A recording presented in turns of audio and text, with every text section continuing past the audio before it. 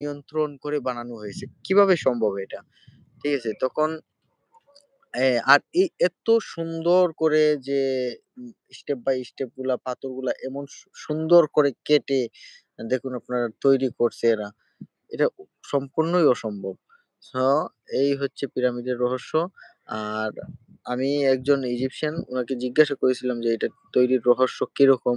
So উনি আমাকে বলছে যে এখানে এই যে দেখতে পাচ্ছেন যে শহরটা এখানে এটা হচ্ছে গিজা সিটি।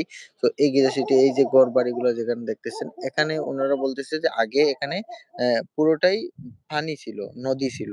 তো এই নদীর মাধ্যমে তারা নৌকায় বা বিভিন্ন আ বাহন দিয়ে ওরা নিয়ে আসতো এখানে। সো পাথরগুলা বিভিন্ন জায়গা থেকে নিয়ে আসতো। নিয়ে এসে এখানে রাখতো। আর এখান থেকে একটা রাস্তা আছে। এখনো বর্তমানে এই রাস্তাটার অনেকখানি আছে। প্রায় অর্ধেক রাস্তা আছে এখানে। সো বাকিগুলা ভেঙে গেছে।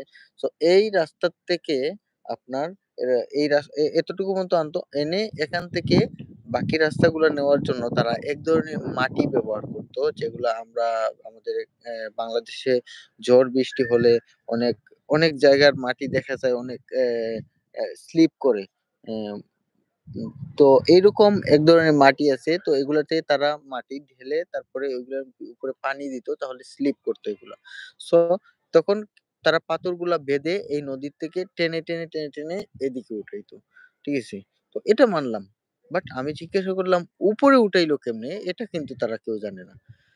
এটা কিন্তু কেউ জানে না। টেনে এখান পর্যন্ত জড়ো করলো সেটা মেনে নিলাম। বাট এত স্টেপ বাই স্টেপ কিভাবে তারা একটার উপর আরেকটা, একটার উপর আরেকটা আর এটা কিন্তু উঁচু কিন্তু আপনার ১০ ফিট ১৫ ফিটও না। এটা কিন্তু অনেক উঁচু। প্রায় আমি জানি না হয়তো YouTube এ সরি Google এ সার্চ মারলে আমি দেখতে পারবো। বাট এটা অনেক উঁচু প্রায় আমার আইডিয়াতে আমি বলতেছি ৩০-৩৫ তলা বিল্ডিং এর সমান বা এর চেয়েও বেশি হবে। কিভাবে সম্ভব এটা উঠানো? এটা উঠাইছে ওরা উপরে। সো এটাই হচ্ছে আশ্চর্যের বিষয়। কিভাবে এটা তৈরি করলো? হ্যাঁ, তো এই হচ্ছে পিরামিডের কিছুটা আংশিক যে ধারণা আমি আপনাদেরকে দিলাম। আপনারা যারা ভ্রমণ পিপাসু মানুষ আছেন তারা অবশ্যই এটা দেখতে আসবেন। অবশ্যই এটা দেখতে আসবেন। প্লাস এছাড়াও ইজিপ্টের মধ্যে বিভিন্ন ধরনের আপনার হ্যাঁ, প্রাচীন ঐতিহ্য আছে। এই প্রাচীন ঐতিহ্যগুলা দেখতে পারবেন আপনারা আগের রাজা বাদশারা কি ব্যবহার করতো, কিরকম চলতো, কতটা তাদের আ বিলাসিতা ছিল। এই বিলাসিতাগুলা তারা এগুলো সবগুলাই এই মিউজিয়ামের ভিতরে রাখা আছে। এখানে ৩ টা মিউজিয়াম আছে। ৩ টা মিউজিয়ামের মধ্যে ন্যাশনাল ইজিপশিয়ান মিউজিয়াম এটার ভিতরে হচ্ছে ফেরাউনের মমি। আমি অলরেডি আজকে দেখে আসছি। বাট এখানে ভিডিও করতে দেয় না। তো আমি জিজ্ঞাসা করেছিলাম কেন ভিডিও করতে দেয় না? এখানে ভিডিও করাটা নিষেধ হচ্ছে কারণ এই মমিগুলা এই যদি কেউ ফটো তুলে ভিডিও করে তাহলে এই যে অত্যাধুনিক যন্ত্র তো এগুলা তো মমি হচ্ছে প্রায় ৬-৭ ৫-৬ বছর আর ৫-৬ হাজার বছর আগের মমি। সো এগুলা নাকি নষ্ট হয়ে যাবে।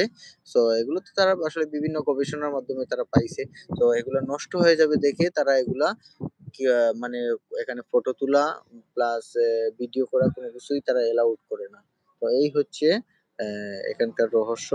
তো আপনারা যারা আমার চ্যানেলটা থেকে লাইভ দেখতেছেন এভাবে আপনারা অবশ্যই চ্যানেলটা সাবস্ক্রাইব করবেন অবশ্যই। তো এভাবে যে আমি যেখানেই যাই না কেন, যাই দেখি না কেন অবশ্যই আপনাদেরকে দেখানোর চেষ্টা করব। আর আমি যেই হোটেলে উঠছি এই হোটেলটা হচ্ছে এই যে hotel pyramid in hotel. Sorry pyramid homeland in. এখানে পিরামিড নামে অনেক হোটেল আছে। এটা হচ্ছে পিরামিড হোমল্যান্ড ইন হোটেল। এটা তো অনেক ভালো। প্লাস এখানে স্টাফ গুলা অনেক ভালো। এখান থেকে পুরো ভিউটা তারপরে দেখুন ওই উপর থেকে এই যে সিঁড়ি দিয়ে উঠে উপর থেকেও ভিউটা দেখা যায় অনেক সুন্দরভাবে। এই যে এখানে আবার বসার জায়গা আছে এখানে। আপনারা এখান থেকে সরাসরি দেখতে পারবেন। এই দেখুন এখান থেকে ভিউটা হচ্ছে অনেক সুন্দর। এখানে চেয়ার বসার ব্যবস্থা আছে। সকালে ব্রেকফাস্ট হয় এখানে। এখান থেকে আপনারা সম্পূর্ণটা দেখতে পারবেন। সো আশা করি আপনাদের অ্যা ভিডিওটা ভালো লাগবে। অবশ্যই আমার চ্যানেলটা সাবস্ক্রাইব করবেন। যাতে নতুন কোনো আপডেট আসলে আপনারা দেখতে পারেন। সো সবাই ভালো থাকবেন, সুস্থ থাকবেন। আল্লাহ হাফেজ।